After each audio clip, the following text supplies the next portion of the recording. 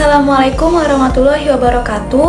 Halo semuanya, perkenalkan nama saya Sabina Devi Maharani. Saya dari Kantor Pencarian dan Pertolongan kelas B Palangkaraya dengan jabatan Pranata Pencarian dan Pertolongan Pemula. Saya merupakan peserta Latsar CPNS tahun 2025 Angkatan 17 Kelompok 1. Pada pembelajaran dalam video kali ini, kita akan membahas tentang tahapan penyelesaian isu kontemporer sebagai aparatur sipil negara. Kemampuan memahami isu dan mencari solusi sangat penting karena isu yang tidak ditangani dapat menjadi ancaman, hambatan, atau tantangan bagi bangsa. Penyelesaian isu dilakukan melalui beberapa tahapan yang sistematis, yaitu yang pertama, identifikasi isu, mengenali masalah yang ada. Yang kedua, memilah atau menapis isu, yang berarti memilih isu yang benar-benar penting. Yang ketiga, mendalami akar masalah, misalnya dengan diagram fishbone. Yang keempat, yang terakhir, menyusun rekomendasi alternatif solusi agar ada opsi terbaik yang bisa dipilih. Dengan tahapan 4 ini, kita bisa memastikan analisis yang telah dilakukan lebih terarah, objektif, dan bermanfaat. Identifikasi isu berarti menemukan persoalan aktual yang berdampak luas pada masyarakat maupun organisasi. Isu bisa muncul dari berbagai bidang, yaitu politik, sosial, ekonomi, teknologi, lingkungan, hingga birokrasi. Contohnya, isu ketidaknetralan ASN, kebocoran data, atau pelayanan publik yang lambat.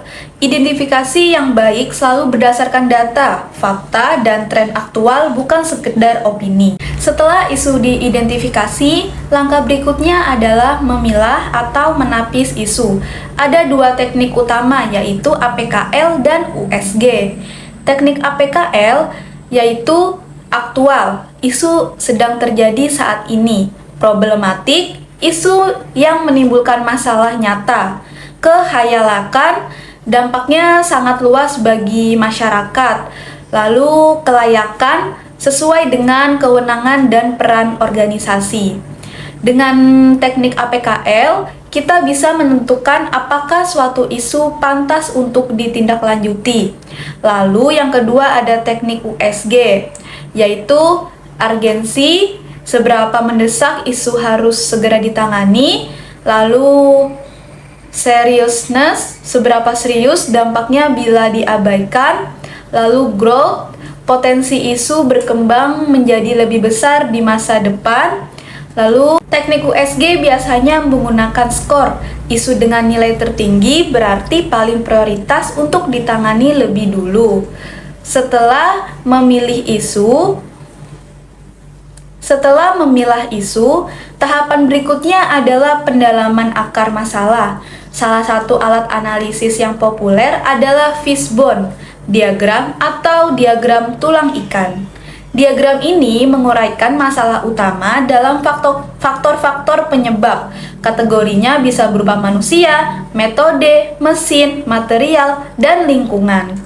Contoh pada isu kebocoran data ASN, dari sisi manusia, kurangnya kesadaran tentang keamanan digital. Dari sisi metode, SOP pengelolaan data belum ketat.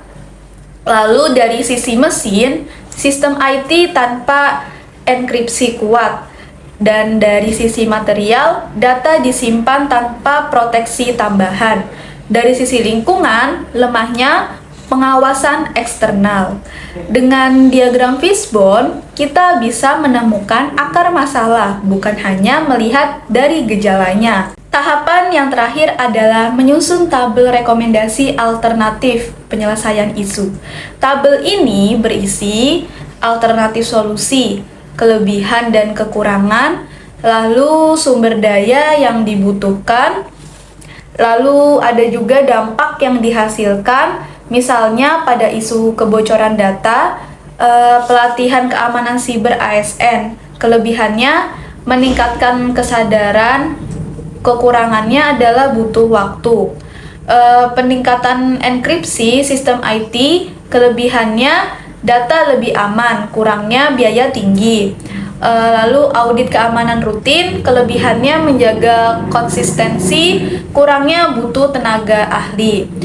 Dari tabel ini, pimpinan bisa melihat solusi terbaik atau mengombinasikan beberapa opsi agar lebih efektif. Teman-teman, itulah penyelesaian isu, mulai dari identifikasi, memilah dengan APKL dan USG, mendalami dengan diagram fishbone, hingga menyusun tabel rekomendasi alternatif solusi. Dengan metode ini, kita sebagai ASN mampu berpikir kritis, sistematis, dan solutif. Karena setiap analisis isu yang kita lakukan adalah bentuk nyata kontribusi kita untuk bangsa dan negara. Wassalamualaikum warahmatullahi wabarakatuh.